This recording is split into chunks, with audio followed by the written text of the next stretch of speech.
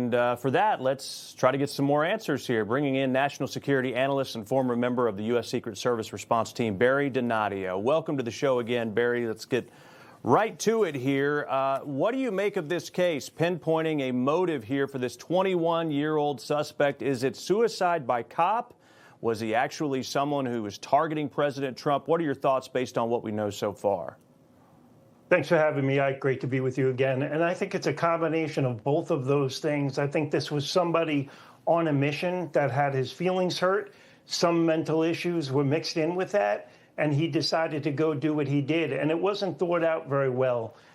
Look at the choice of the weapon used, a pump shotgun that holds anywhere from 4 to 6 rounds with a limited distance of being able to hit anything. So I think this was just an act of emotion or a mental imbalance of some sort. I hate to say it, but that's what I'm leaning towards. I know it's kind of tempting to maybe point towards Iran, that this is somehow a cell that was activated to manipulate him. And that could be possible, don't get me wrong. But ultimately, that's where I'm going with. I just think this is a misguided young man, unfortunately, that has a wonderful talent, by the way, of being able to draw these golf courses. And what a shame. Empathy to his family and everyone involved, but just completely unnecessary.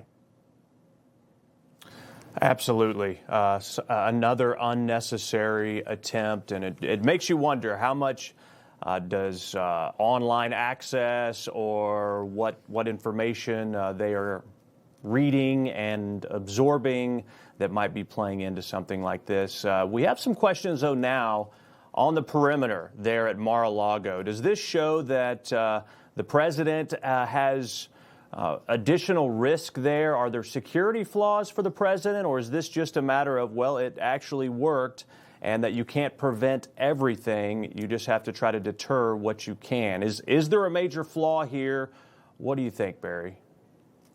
No, I don't think there's a major flaw here. I think exactly what you said. The agents and officers did exactly what they're there for. They stopped the threat and neutralized the threat immediately as soon as it presented itself.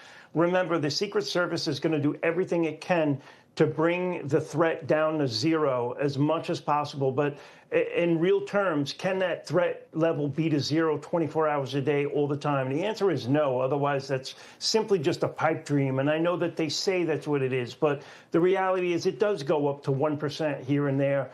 But they're doing everything they can within human reason to be able to mitigate and bring it down to zero at all times, whether it's having snipers, counter assault, or the team I was on, emergency response team, that tactical triangle there alone. And then let's talk about all the technology they have. And I'm sure they're working in now, drones of their own, and even maybe AI and robotics. So, and I'm sure they're well ahead of the game. They are getting funded now by Congress the way they should be. So kudos to the Secret Service. Kudos to the Sheriff's Department down there. Great job. They are heroes. Yes, no doubt about it. It could have been disastrous. We got to leave it there. We're up against it. Barry Donadio, thank you again for being on the show this afternoon.